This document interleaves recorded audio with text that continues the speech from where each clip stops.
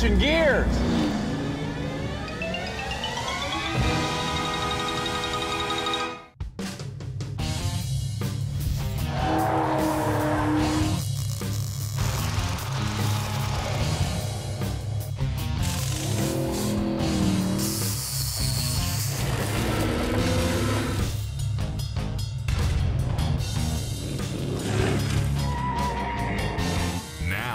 You're watching Gearz, brought to you by LMC Truck. Restore, maintain, customize. You know, one of the unique things about real life is that sometimes it's hard to know what is real. I mean, there's a lot of things out there that people think are real, but they're really not. Like Martians, Bigfoot, and an honest politician. People have got to know whether or not their president's a crook. Well, I'm not a crook. The automotive world is the same way. There's real cars, and then there's make-believe fantasy cars. And while everybody would like to own a car like the Graffiti Coupe or the General Lee, the Smokey and the Bandit Trans Am, they don't hold a candle to the pure fantasy cars like the Batmobile or Mad Max's V8 Interceptor.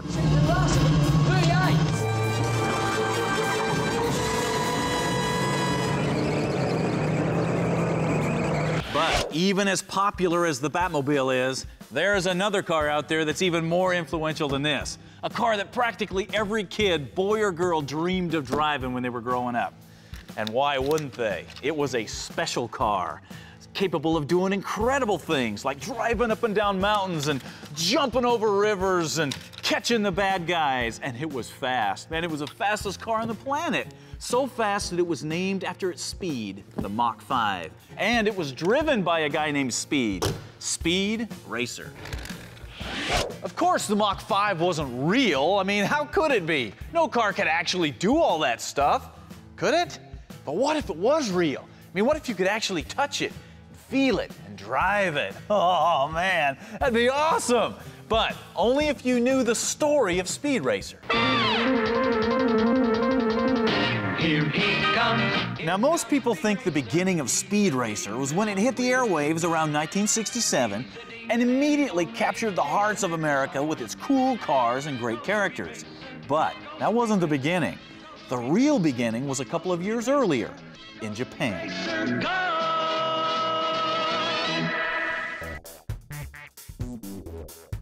Around 1965, a young producer named Tatsuo Yoshida created a comic series called Mach Go Go Go, and it was about a young race car driver that had the fastest and the coolest car in the world. It was called the Mach 5. The question is, what influenced Mr. Yoshida to write this kind of story? I mean, Japan wasn't exactly the mecca of high-performance racing and cars back in the mid-60s. So where did he see this kind of stuff? Simple. American movies. The Speed Racer DNA is easily recognizable in the famous racing movies of the 60s that featured the rough-and-tumble world of road racing and drivers like Steve McQueen, James Garner, and Elvis Presley.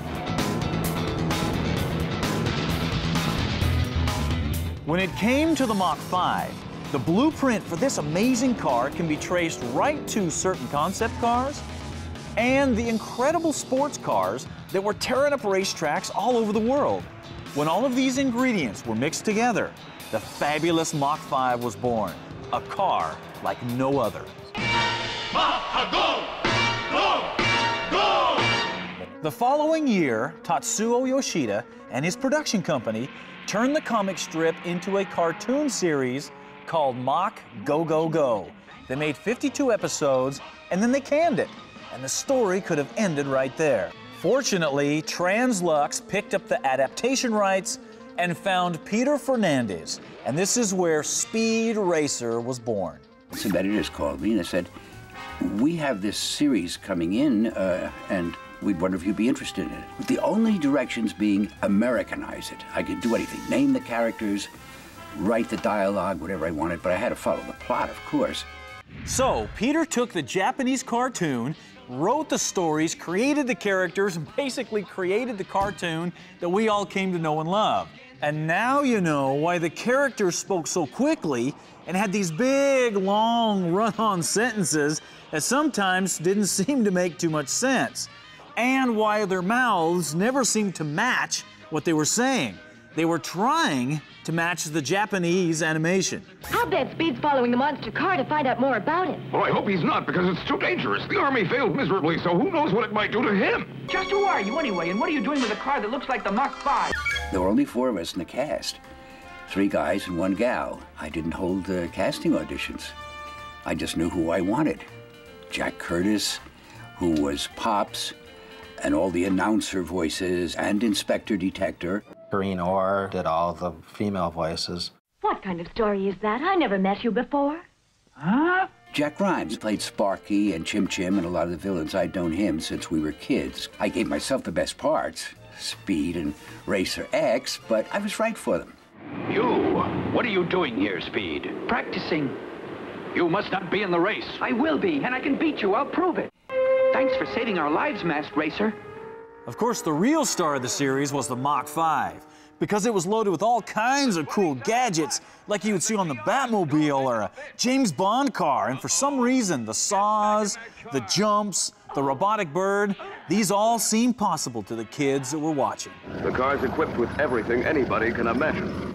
So, you had the characters, you had the stories, you had the car, you even had that crazy theme song that kept going round and round in your head. Yeah, you had all the ingredients of a hit kids cartoon. But that was over 40 years ago, and kids are still singing that song. People are still talking about the show, and I am standing here with a real Mach 5. Now, how is that possible? More importantly, what am I gonna do with this car? Oh, you'll find out.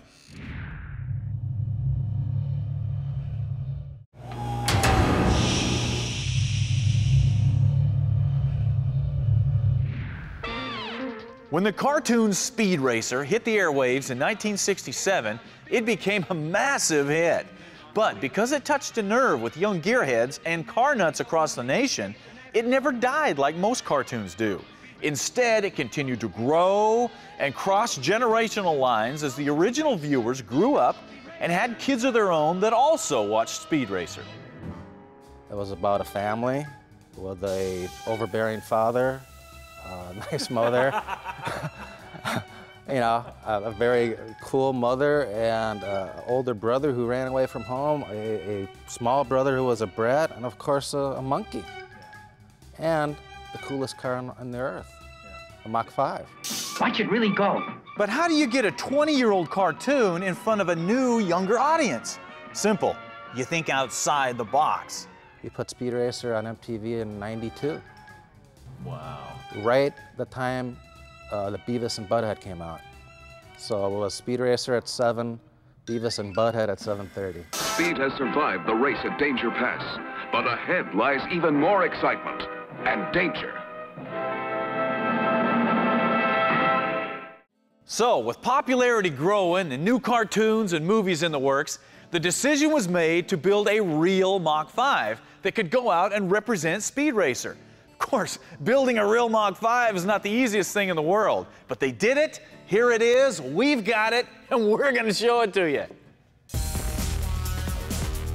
The shape of the Mach 5 is unmistakable, with its long nose with 3 distinct points, sleek, chiseled fenders, swept-back windshield, and the vertical fins on the back. Also unmistakable are all the switches on the dash and the steering wheel that allow this car to do some amazing things.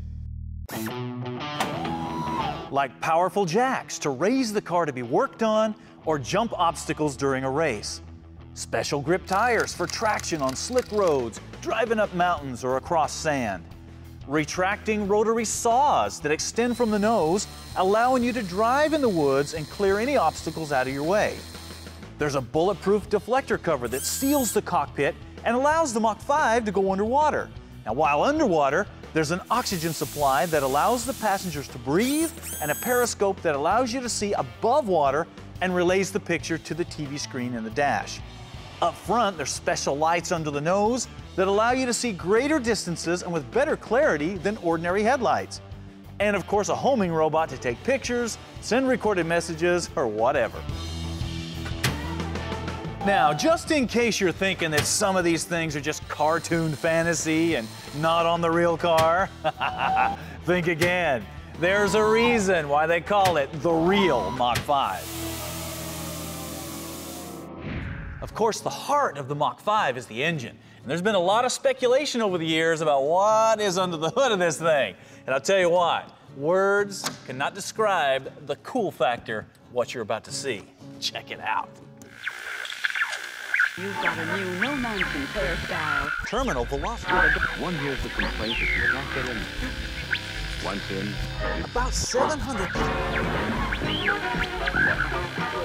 Easily 90. Multiply that.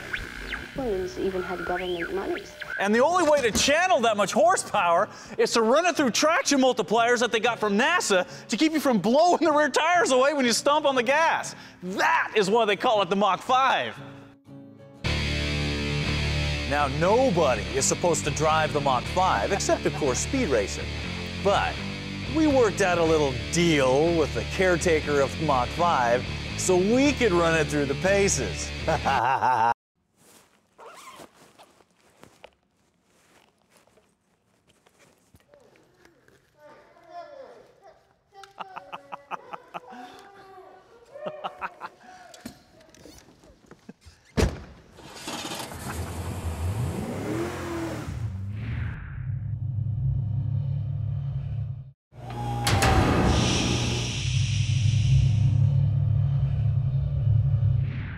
Hey, welcome back to Gearz and our look at this Speed Racer phenomenon and our exclusive test drive of the real Mach 5. Now, we were given the opportunity to drive the Mach 5 by a special agreement with the caretakers.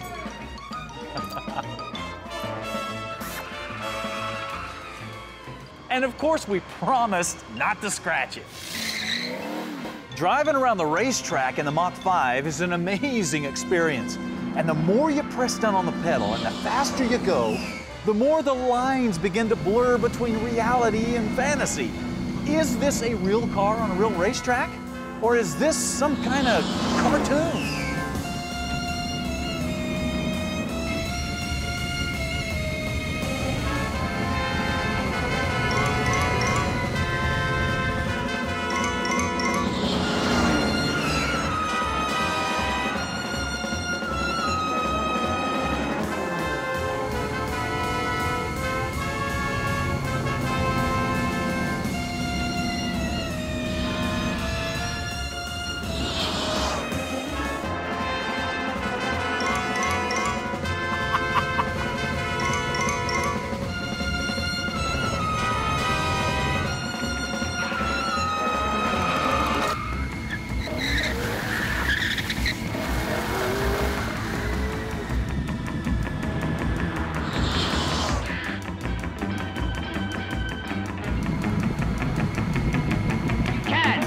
Fool of a kid.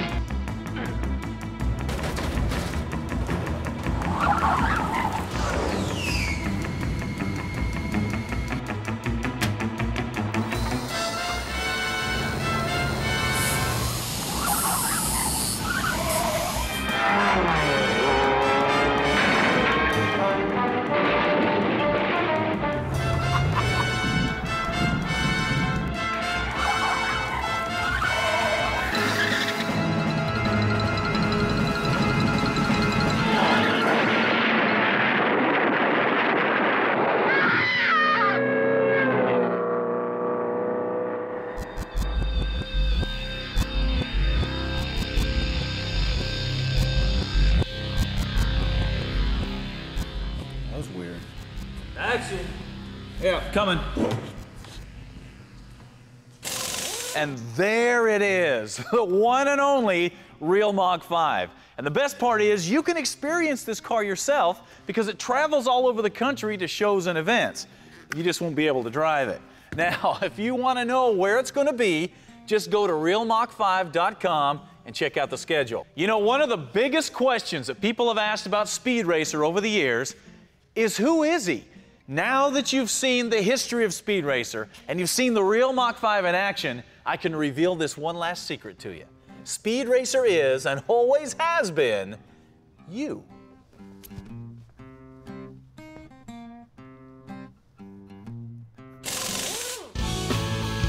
Now, quick tip. Brought to you by E3 Spark Plugs. Born to burn. One of the most frustrating things that can happen when you're working on your project is you drop something down into a tight, dark little area here, and you can't get your hand in there to get the part back. Now, there are some tools on the market that are magnetic that are supposed to help you with this, but that doesn't do you much good when the parts are plastic or they're not metallic. So, what do? A, get pissed off and walk away.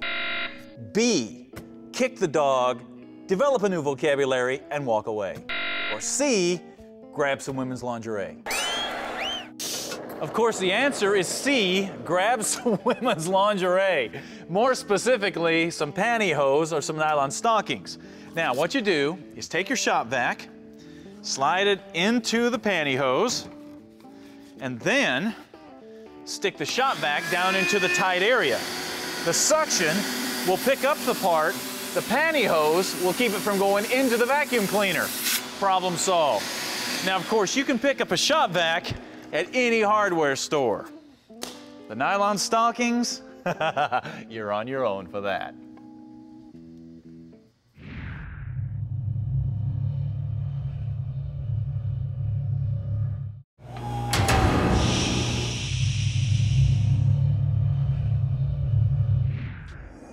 Parts Bin. Brought to you by Cherry Bomb. Disturbing the peace since 1968.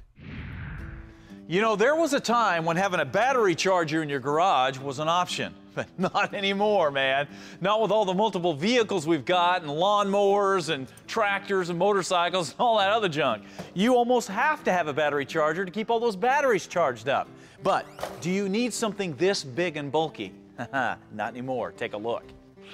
These are the C-Tec battery chargers, and as you can see, they are a lot smaller than what's sitting over there on the floor. Now, the way these work is that if your battery is low and needs to be charged, they'll charge it up, and then they'll automatically switch over to a maintenance charge, so it stays charged up. You don't have to unplug it. You don't even have to take the battery out of the vehicle. They won't overcharge the battery, and they won't hurt your expensive electronics. Now, take a look at this.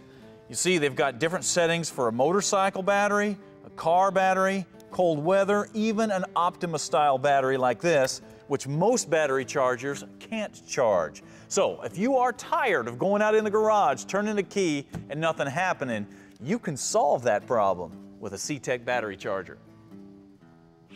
You know, without a doubt, one of the most visual parts of your vehicle's interior is the shifter, because it's right there in the middle and you're always grabbing gears. The problem is the shift knobs. They're boring, and you haven't had a whole lot of cool options in the past. But that changed when the Speed Dog gear shift knobs came out. Take a look at these things. Now, you have your standard solid colors for those of you that are very conservative. Then you have the see-through translucent colors. Then you have these pearlized type knobs that kind of look like a bowling ball. Those are really cool. Then you can get them customized with flames. They even have them with a Von Hot Rod style pinstripe. Now, for those of you that want your shift pattern in the knob, you can get any of the knobs with a shift pattern. And for those of you that are running a line lock or nitrous, you can get any of the knobs with a 12-volt switch. So, if you are tired of grabbing hold of something like this, and you want to upgrade your interior a little bit without spending a lot of money, the Speed Dog shift knobs is one of the best deals that you can really wrap your fingers around. If you ask any gearhead what's the biggest pain in the butt in their shop, the answer will always be moving cars around, especially project vehicles that don't run or are big and heavy like this old Ford here. Now, the solution's always been to stick a jack underneath it, jack it up, stick dollies under the tires so you can roll it around. Well, Summit Racing decided that was too much work, and they came out with the Go Jack, which combines the jack and the dolly into one compact little package. Here's how they work. Just open up the Go Jack and slide it around the tire and flip the lock. Then pump the lever. The Go Jack lifts the tire up off the ground and supports the weight of the vehicle on the dolly wheels all at the same time. The best part is, now you've got a way to roll a big old heavy car forward, backwards, even sideways, which allows you to make more room in your shop for even more junk, which of course is every gearhead's dream. And the Summit Go Jacks is what makes this possible.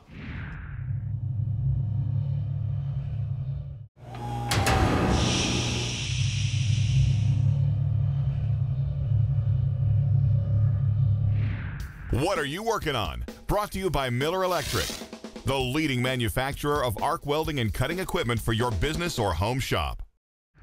Today's What Are You Working On comes from Jason Sobbing from Chester, Virginia. And Jason always liked Speed Racer, so he wanted a sports car. So he got this, an 87 Fiero, and the first thing he did was pull the engine out and stick in a V8. Not this V8, this V8. A 355 that's kicking out 440 horsepower. Yeah, and you can see how tight it fits in that car. But if that wasn't enough, Jason stuck in a 250 shot of nitrous. Here's a shot of Jason hooking up that nitrous system. As you can see, he's not really happy about it. Yeah, we've all been there before. But that's not all he did. He also did the suspension, the brakes, the shocks, so the thing would handle. Here's a shot of the interior that he put in. Then, of course, he finished it off with custom paint and bodywork. This is a prime example of a guy that wanted a particular car, couldn't find it, went out and built his own. And you know that thing is fast. So, Jason, to help you with your next project, we are going to give you one of these Miller welding jackets to keep the fire off of your body, and some MIG gloves to keep the fire off of your hands. Now, for the rest of you guys, if you want to get your vehicle featured on the show, you think you got something you want us to see, send it in to StaceyDavid.com. We'll see if we can get it on the air. Now, that does it for today. We're going to give Jason a little Speed Racer car to go with his stuff. The rest of you guys, we'll see you next week.